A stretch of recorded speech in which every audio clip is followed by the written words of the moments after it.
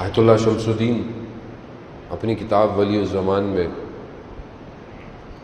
آغا دشتی سے ایک واقعہ نقل کرتے ہیں کہ میں نے شاید پہلے بھی عرض کیا ہو آپ کی خدمت میں کہ امام اپنی کوشش اور اپنی حجت تمام کروا دیتے ہیں اگر کوئی شخص واقعاً صحیح ہو. یہ واقعہ میں آغا دشتی کا نہیں پڑھتا، میں آغا خراسانی والا واقعہ پڑھتا ہوں. وہ کہتے ہیں کہ تہران میں بہت بڑے حکمت، فلسفہ، سارے علم پڑھاتے تھے اور اخلاق میں بھی بہت اچھے تھے. تو وہ کہتے ہیں کہ میں ایک دن مدرسے میں بیٹھا ہوا، ایک شخص جوان سا لڑکا آیا، عجیب اس کی حالت، عجیب اس کے بال، عجیب اس کی کیفیت. مجھے کہتا ہے کہ جو میرے نام سے پکارا اور کہا کہ جو کلاس نمبر 16 ہے اس کی چابی ہے. ہاں. کہا مجھے ابو علی سینا کی منطق پڑھاؤ. اب کہتا اس نے ایک تو مجھے اتنا بولا تو میں منع نہیں کر پایا. اب میں نے اس کو منطق پڑھانا شروع کر دی. منطق پڑھاتا تھا. اب مجھے کافی عرصہ ہو چکا تھا تو مجھے بہت محنت کرنی پڑتی تھی منطق پڑھانے میں. تو میں رات کو زیادہ ٹائم لگاتا تو میرے گھر والے بھی ناراض ہوتے تھے.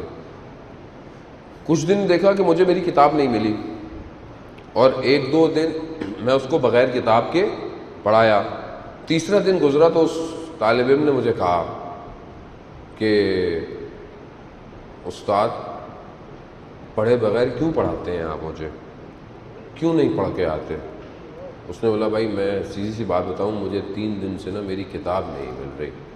کہا آپ کے گھر میں بستروں کی فلانی تہہ کے نیچے آپ کی بیوی نے آپ کی کتاب چھپا دی ہے. اب اس نے بولا کہ بھائی یہ کون ہے؟ یہ گھر جا کے دیکھا تو واقعی کتاب وہیں پڑی ہوئی. اس نے گیس میں بولا بھائی تم کون ہو؟ کہا میں کوئی بھی ہوں.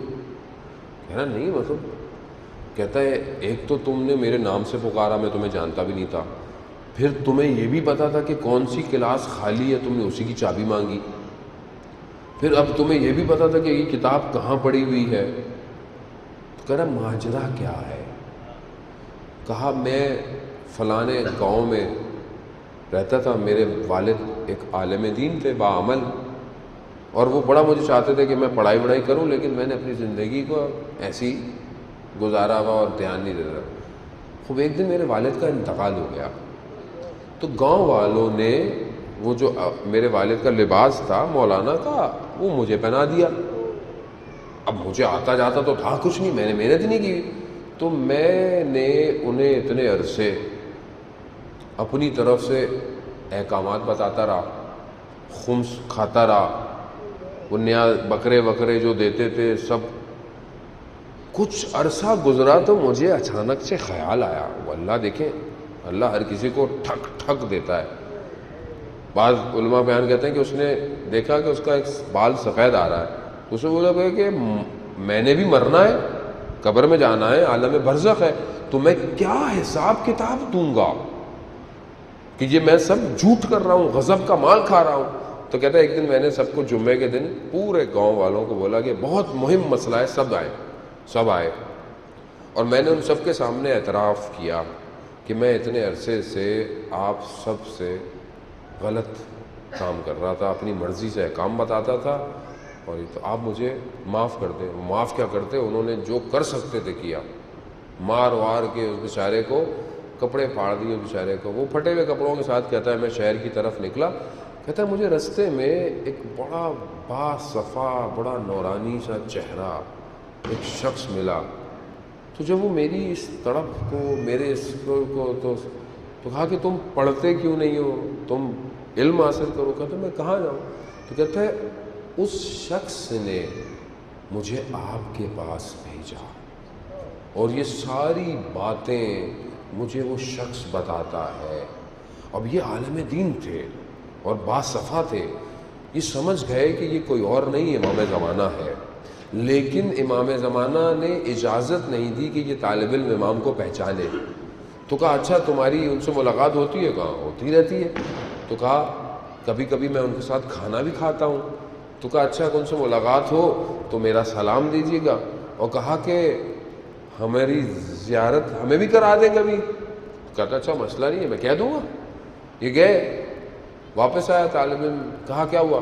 کہا وہ انہوں نے کہا ہے کہ آپ درس پڑھاتے رہے، ہم آپ سے راضی ہیں. اب یہ سننا تھا میں نے، تو میں نے کہا اچھا تمہاری اگر پھر ان سے ملاقات ہو تو ان سے کہنا اچھا دور سے اپنی زیارت ہی کرا دے. کہتا یہ میں نے کہا تو اس دن کے بعد سے وہ لڑکا میرے پاس نہیں آیا اور ساری زندگی میں حسرت کے انتظار میں بیٹھا رہا. یعنی ایک جوان سچ کے دل سے اگر توبہ کر لے، عزیزان موت امام زمانہ اس کی رہنمائی کرتے ہیں، خود امام آپ کی رہنمائی. آپ کو پریشانی کیا ہے زندگی میں؟ یعنی جس کا صاحب زندہ ہو اس قوم کو کیا مشکل